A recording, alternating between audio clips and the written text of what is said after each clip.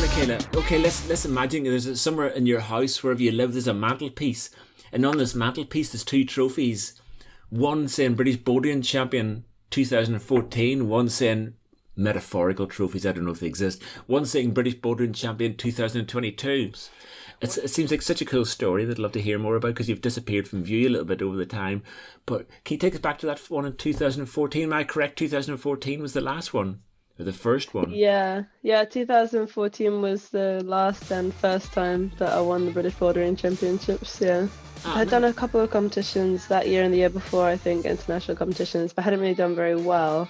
And then I did a little bit better, and then I did really, really badly. And I think I just decided after that competition I did really, really badly that I wanted to fix that. And I never wanted to do that badly again. And I kind of started doing some training with an old friend, Zippy. And we had like 3 competitions. I can't exactly remember which order the first 2 were in the first place, but there was the British Bouldering Championships, there was a World Cup, which was in Laval, and then there was Munich. And all of them were sort of going to be little tests. So the first 2 of those were going to be like test competitions, and then Munich was going to be the big competition. And I can't remember which one was first, the Laval or the British Bouldering Championships. It must have been the British Bouldering Championships, because I did that one, and I won that one. A new female champion, Michaela Tracy, dominated the entire event really, and took climbed all 4 problems in the final to become the new British champion.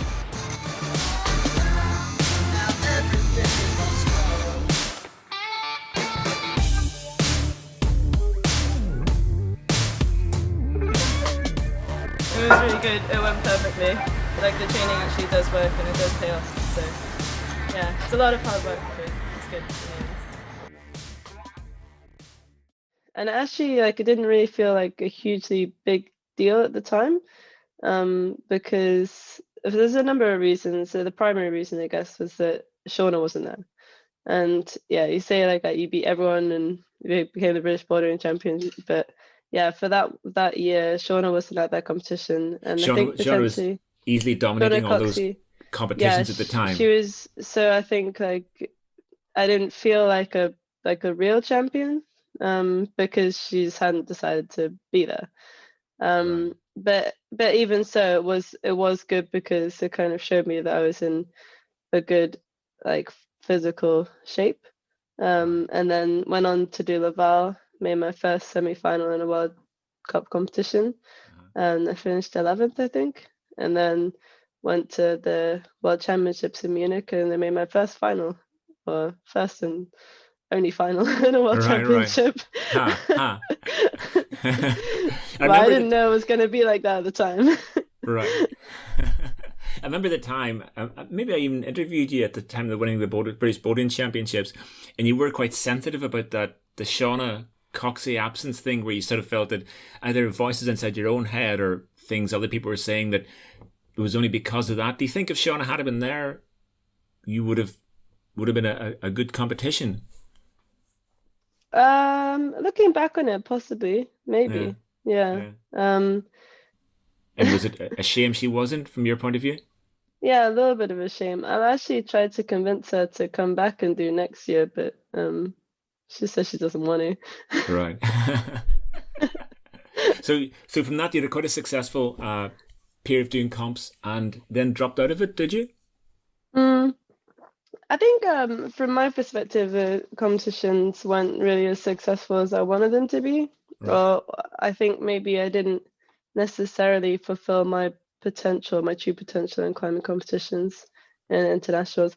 For one reason or another, like maybe after that successful competition, I had quite a long period of injury, which kind of took some of that momentum away. And then when I got back into it, I was doing different things, different preparation, and I think just what I was doing maybe wasn't the right thing, or just like wasn't the right, or just like wasn't the right time, or like made slightly bad decisions, and it just didn't end up working out. But then I kind of stopped enjoying it as well.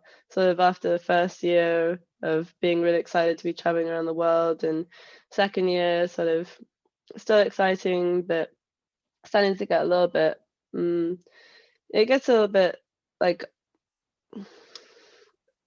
old. And if you don't have like a lot of people around that you like, that you enjoy hanging out with, can be like pretty lonely. So traveling around the world by yourself, competing by yourself, like spending lots of time in hotel rooms by yourself, doing not very much. And I like to have like things to do a lot of the time. So I really struggled with that part of it, like the competition lifestyle, the competing lifestyle. I don't know. It didn't feel like particularly fulfilling to me.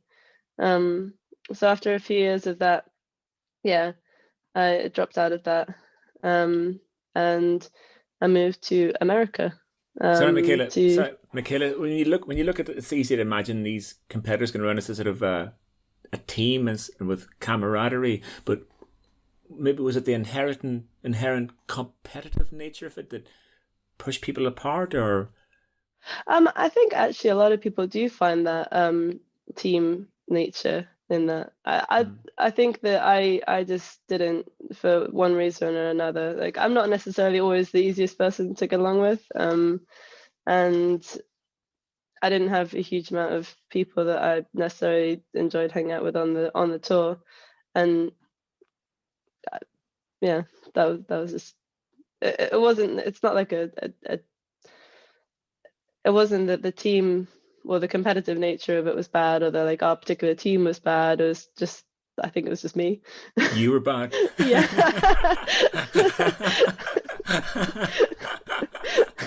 Oh, I'm glad we've sorted that out. I didn't have a lot of time for like small talk, and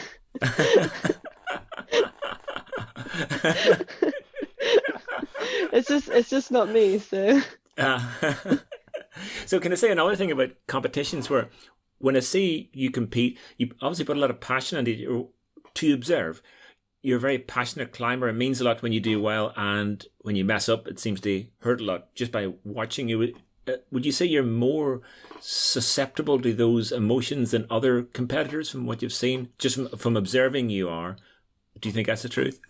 I don't think that necessarily I'm more susceptible to those emotions than other competitors. So maybe I'm not as afraid to let it like show than some people. Or not afraid, but it's just my personality. Like, I just, when I'm competing, I'm able to let all of my emotions show, whether that's, happiness for topping a boulder or frustration for not being able to climb as well as I know that I can. And people show emotions in different ways. And when I'm competing, I show them very strongly. You do. So fast forward to 2022, you haven't done a British Bouldering Championships for several years, but this year you decided to take part? I think I took a bit of time off over COVID, like everybody did. And then when I, during that time, I sort of realized that I really missed competing, and I wanted to do some more. But because I have a job now, like a proper 8:30 till 5:30, 5 days a week job, I can't do that many. So I picked a very small number of competitions this year, which I want to do. One of which was the Climbing Works competition, the QIF. One was the Plywood Masters, and one was the BBCs. So, yeah. Cool. How'd you do in those other two? The Pyro Masters. So the Pyro Masters, I think I was winning the final of that one, and then I totally cocked it up on a jump on the fourth border problem, and then I was also winning in the quiff, and then totally cocked it up on a jump on the fourth border problem. Right. So yeah, I saw that in the BBCs this year they had a jump on the fourth border problem. So, you're not getting me this time. Hey, amazing.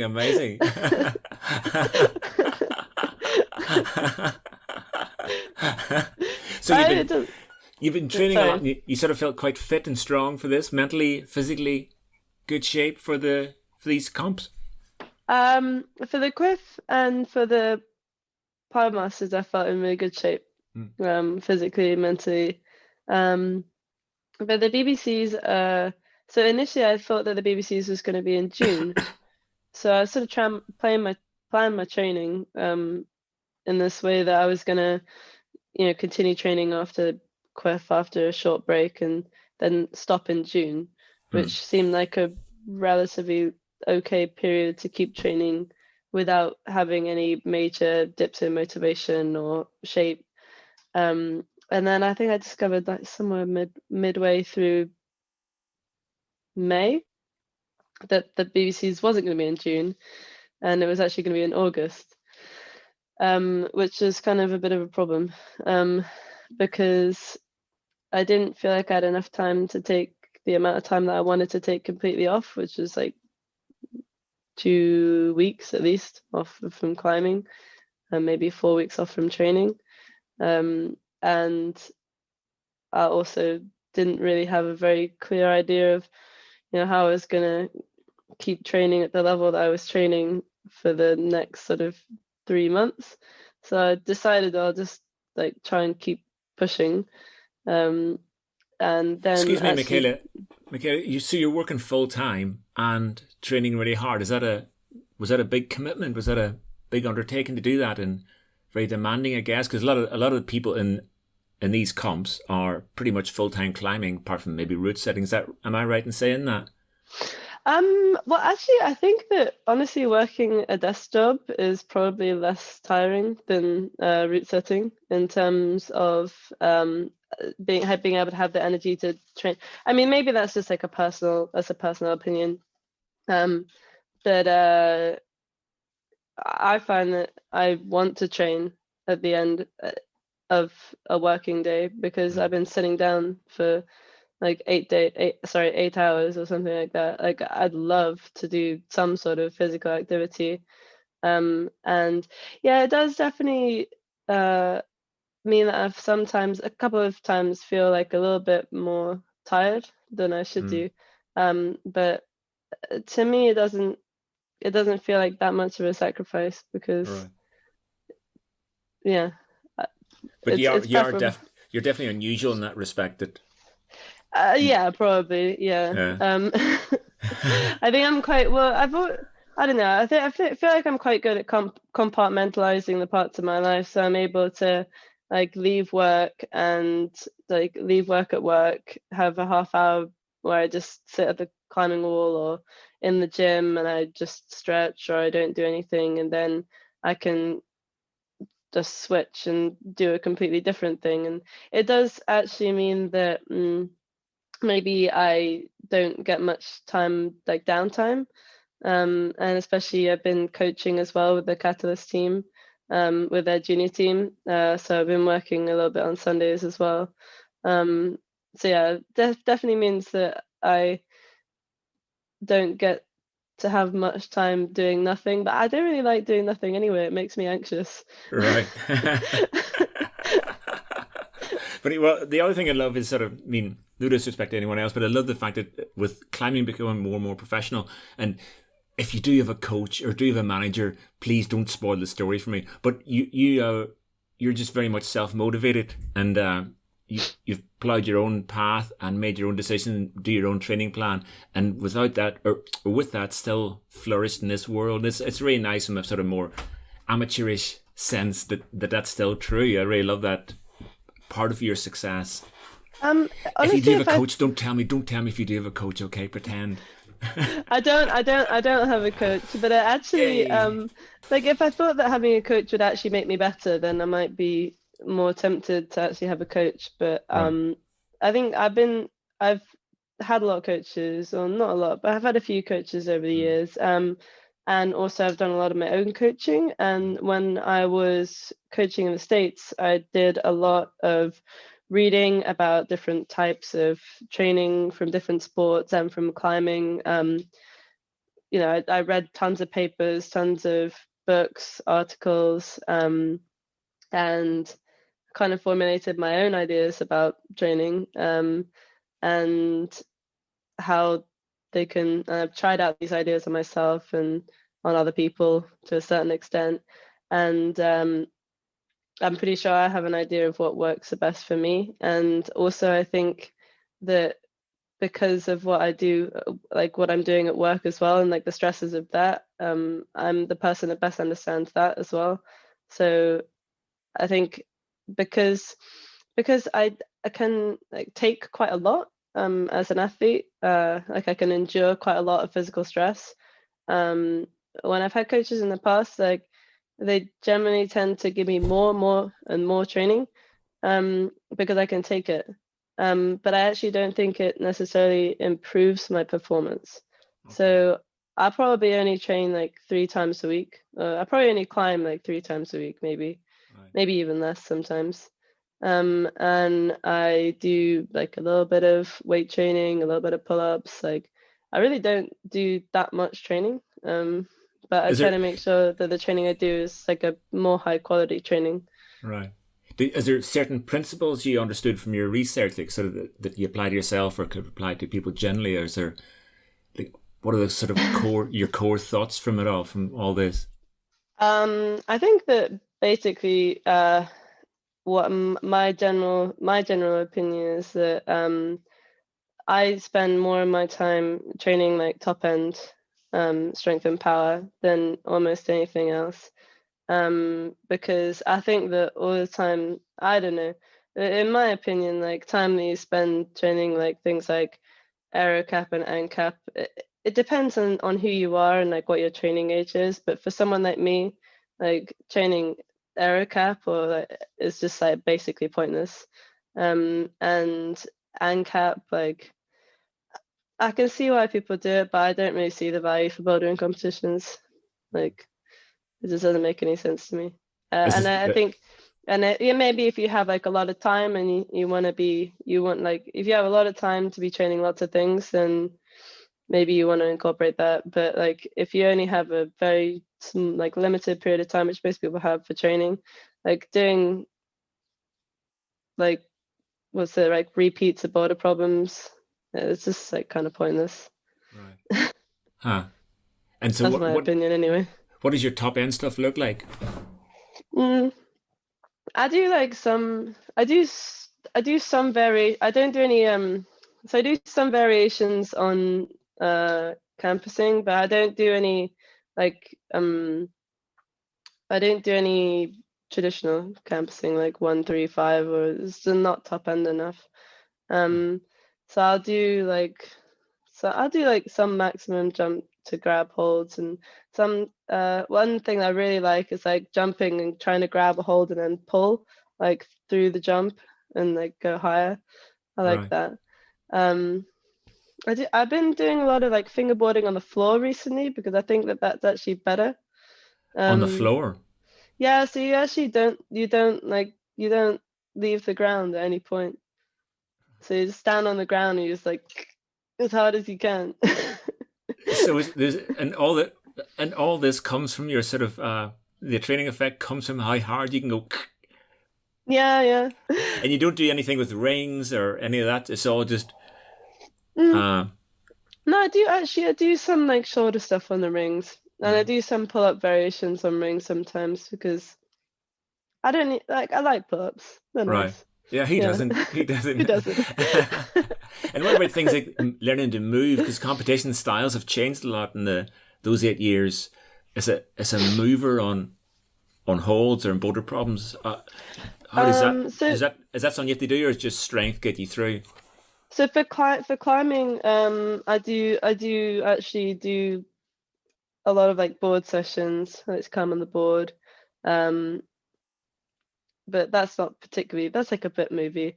And then for the more movement-based stuff, so actually, pretty randomly, I recently signed up to do Ninja Warrior, and Right. as part of that, I started doing this parkour class like one day a week, Right. which sounds a bit strange, but um, I do think it's completely like changed my ability to do that sort of move on a border problem. Right. I mean, previously I've been pretty wooden on that sort of jump. Since I started doing this, I have to say I'm not very good. Like I'm pretty poor. But just even like learning how to do sort of flips and like swinging and grabbing stuff, and like you have to have a certain amount of looseness to be able to like swing off a bar and jump and grab another bar. Otherwise, you sort of like fly like a board in midair and you might land on your back or something. So yeah, I think it almost like rewires your brain in a way to be able to accept being able to move and have your body in different planes, and maybe like looking down and trying to think about your legs doing something at the same time.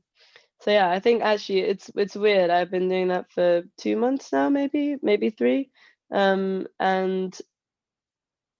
the change in my ability to do the sorts of move, like I'll notice sometimes that my body will just do a move and I didn't really tell it to do it. It just Right. does it. Like especially ones you have to like kick a foot or something. Yeah. And my ability of my body to know where it is in space has improved massively. Is And that it's through? nice to sorry. Is that through loosening? This word you use, loosening. Is that what I this has think come it's from? more I think it's more like rewiring your brain Right. in a certain sense. And it's nice for me to do that outside of the climbing wall because I've spent a lot of time in climbing walls in my life, and yeah, to have a slightly different atmosphere, um, and also to have something slightly different that it's not like your main sport. You don't have as much pressure to be good at it. You can just go to the class and be a bit crap and have someone try and teach you how to do something. Yeah. Yeah. I just So think like forming, but yeah, rewiring your brain. It's like it forms new neural pathways right. for movements and connection of your legs and your hands together in a way that you wouldn't necessarily normally get from climbing. So as someone who's a coach and successful comp climber, can you look at other competitors with your coach mind and sort of see how you could what you would say to them that would improve? Is that obvious to you with the combination of climbing success and coaching ability? Yeah, I would say that I can identify where like opportunities for my fellow competitors to improve. Yeah. Right, right. And in general, what would that be? Is there like something general you could say? Say you look at the people in the semi-final or the final. Is there something that you would observe what as a coach? I think they've got their own coaches Mm, that can. I'm sure their own coaches have identified these and are telling them what yeah, they need yeah. to work on. Yeah. Right. Okay. Yeah. Yeah. I just wondered about the way climbing's going is sort of because it changes all the time, doesn't it? And sort of new. I mean, obviously, the style of bouldering has changed in the last several years, but more dynamic and less about. We have to release control a lot more, don't you, and be comfortable without that control. Classically, sort of you can't lock off anymore, can you? You have to let go, and so the style changes, and maybe climbers a little bit behind that change all the time. Or maybe that's the job of a route setter to push that Yeah. change.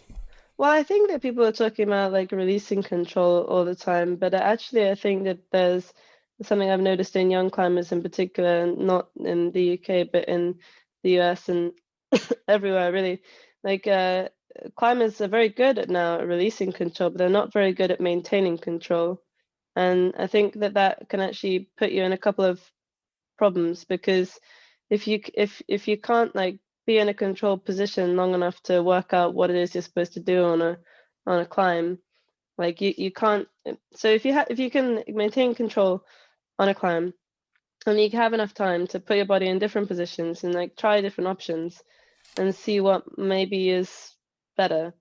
But if you don't have that ability to like stay in that position for long enough to do that, then you're never going to find the answer unless you're just going to like jump and oh well that didn't work, like oh let me try something else, oh well that didn't work, like I feel like in the final problem, like especially on the third one, which I think I did but none of the others were able to do, like the reason why I was able to do that one is because I was able to like very slowly just sort of creep my way up it, and like I was not out of control at any point really. Like I managed to find a comfortable position and then like get myself into another comfortable position, and then I actually don't think necessarily that I did it the way it was intended, but like I had like the strength and control to be able to like force it to work the way that I wanted it to work. But if you don't have the ability to control a position, then you're never going to find those like right answers. Right. Yeah. I see what you mean. And that's not like that's just one example. Like I've had seen that many times. Huh. Is this the depth of your experience allows that, or is it because you've come from a previously more controlled style? I think well, some of it's experience and some of it's like a certain type of strength which you don't get from doing this more dynamic style, which obviously looks a lot better and is a lot flashier. But yeah, Michaela, we've talked about your training for this. What about your mental side? You obviously, again, maybe I'm wrong, but you put 100% in it. You really you wear your emotions still. It's really cool to see.